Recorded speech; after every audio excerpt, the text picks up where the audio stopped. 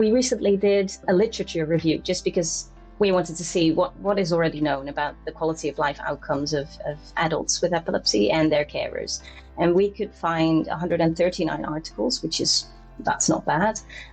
But when we looked at the ones that also talked about the outcomes for carers, there were only 16 of those articles. Welcome to Epilepsy Sparks Insights. I'm your host, Torie Robinson, and here we talk with specialist clinicians and researchers to spark improved understandings of the epilepsies worldwide.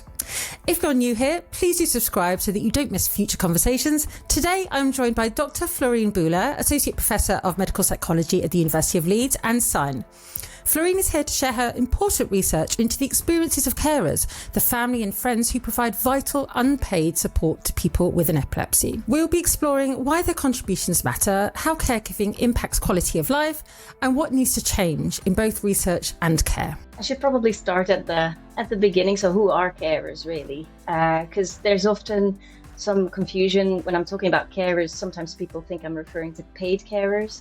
So healthcare professionals or support workers that provide care as part of their job role. But in the sort of scientific field of caregiving, we're talking about unpaid carers. So they are basically family or friends of people with a specific condition that may need practical or emotional support.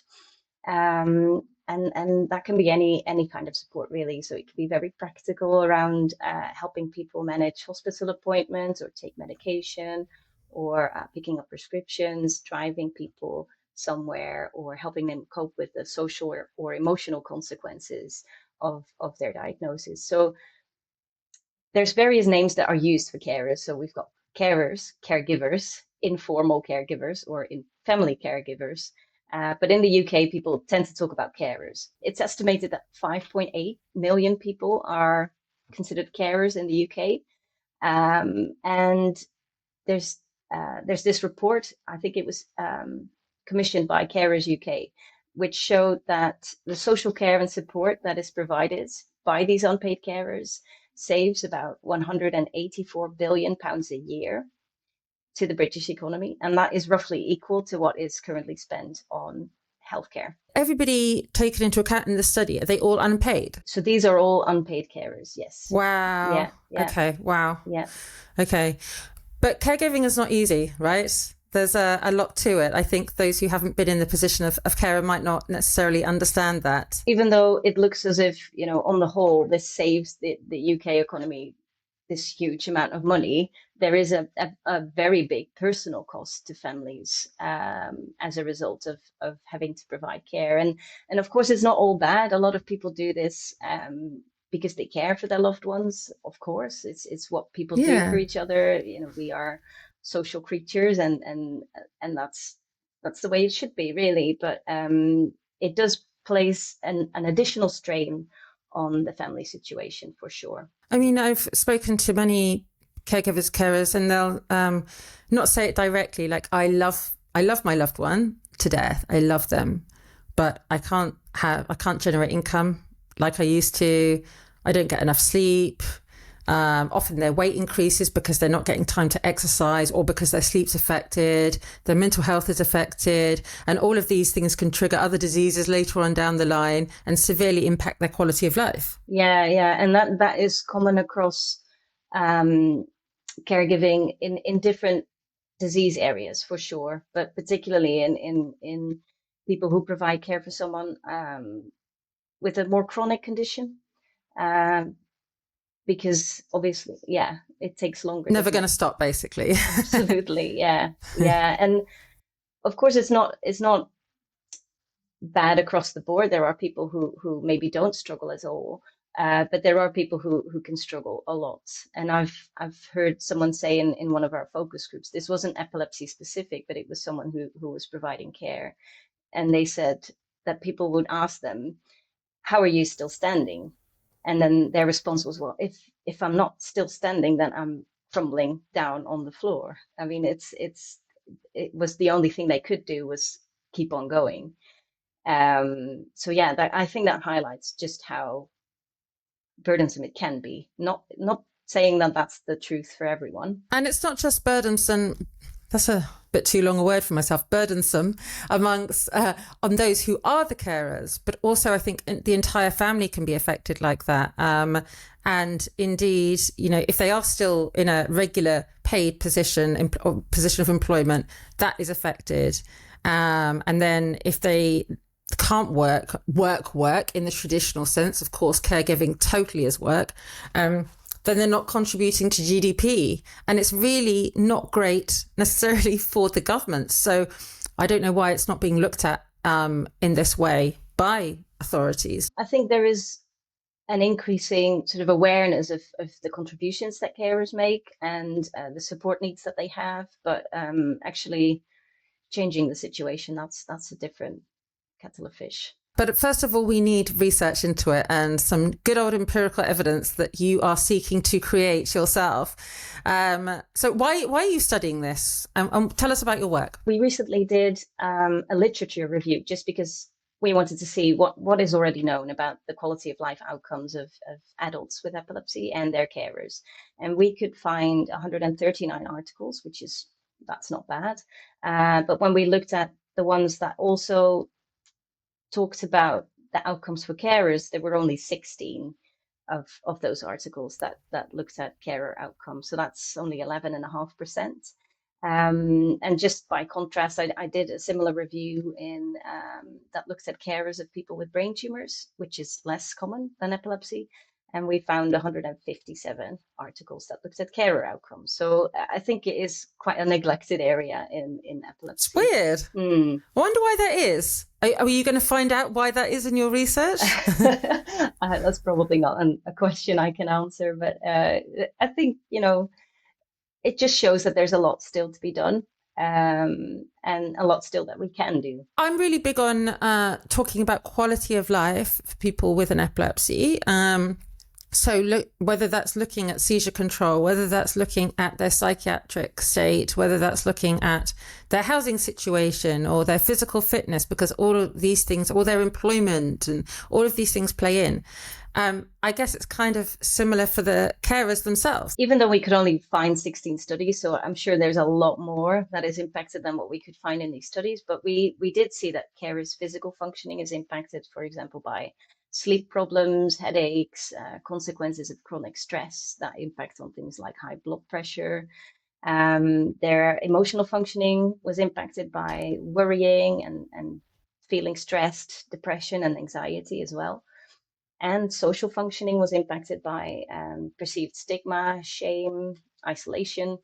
And then, of course, that could have a knock-on effect on employment and finances too. And we did notice some links to patient functioning as well. Carers' burden appeared to be higher when the adult with epilepsy had more severe cognitive issues, which is what you would expect. But that was all we could find in the literature. And I'm sure there's much more to be said about quality of life of carers than we could find for now. Just to give you one example, chap I know, absolutely amazing bloke, and we were talking about what it was like for his family, and he was saying, well, it's amazing we're still married, because almost all marriages split up when we're in when they're in a similar situation, because it's so stressful, whether it's down to the emotions, whether it's down to the financial situation, whether it's out of worry or anxiety, trips to the hospital, whatever. It really affects the whole family. It does, yeah, absolutely. What are core outcome sets? What are you going to be doing? Core outcome sets are sets of outcomes that are supposed to reflect what matters most to the people it's about. So in this case, people with epilepsy and their carers. And there is one that exists for people with epilepsy that's been recently developed by a different group. And we now want to look at a core outcome set for carers. And the reason that we want to do this is because we want to keep track of quality of life outcomes as part of our clinical care at the institution that I work at, which is SIJN. It's a tertiary referral center for epilepsy care in the Netherlands. And what we want to do there is set up this system of tracking quality of life outcomes by using questionnaires, because it shows in a very clear way how someone's doing. And by linking that directly to the electronic health record, it can really help shape the clinical consultations and make it easier for the healthcare professional to find the right support for the people with epilepsy and their carers as well, which I think is quite crucial because for carers particularly, finding support can be super difficult.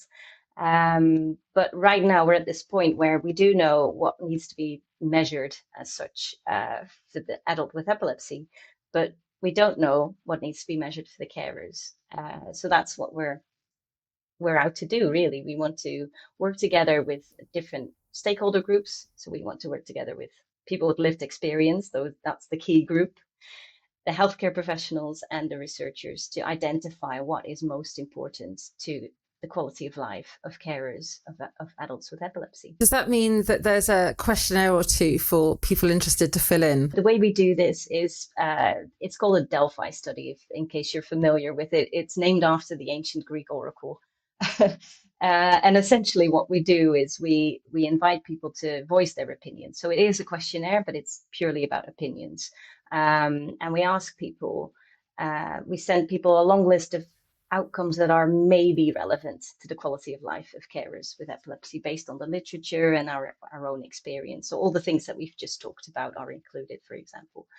And we ask people, is this outcome relevant to carers? Is it feasible to measure it as part of clinical practice?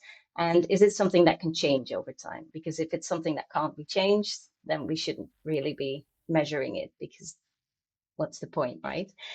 We want to be able to improve outcomes for carers. And then, of course, all these different people that are involved will have different opinions. And that's perfectly fine. That's the idea behind it. And then we do a couple of rounds to see what really is the most important for all these different stakeholders in terms of quality of life for carers. Having been involved in research like this before, personally, how I answer a question can differ massively upon if I've had a stressful day or not. And I can imagine that being the case for many carers and the people with epilepsy and the clinicians. How do we take that into account? Well, you don't have to take anything into account. Okay. Right. It's just because I worry it won't give the whole picture. Yeah, and it doesn't have to, because we're asking people's opinions. And like you say, this can change over time. And the way this kind of study is designed is because we ask all these opinions to different people, it reflects the general opinion, right? So it's about reaching a consensus. So we don't all have to agree 100%, and it doesn't have to be exactly the right answer, because like you say, these things can change. If you ask someone in the morning, you might get a different answer than if you ask them in the afternoon after a very stressful day. But the most important thing is that if you answer these kind of questions, that you give it your honest opinion, basically. Thank you so much, Florien, for sharing a light on the role of carers in epilepsy, the challenges they face, and the importance of recognising their needs in both research and practice. And thank you for watching Epilepsy Sparks Insights. If you found this conversation helpful, please give it a like and subscribe, and hit the bell so that you're notified when new episodes drop. I'd also love to hear your thoughts or experiences in the comments below. I do read them. See you next time.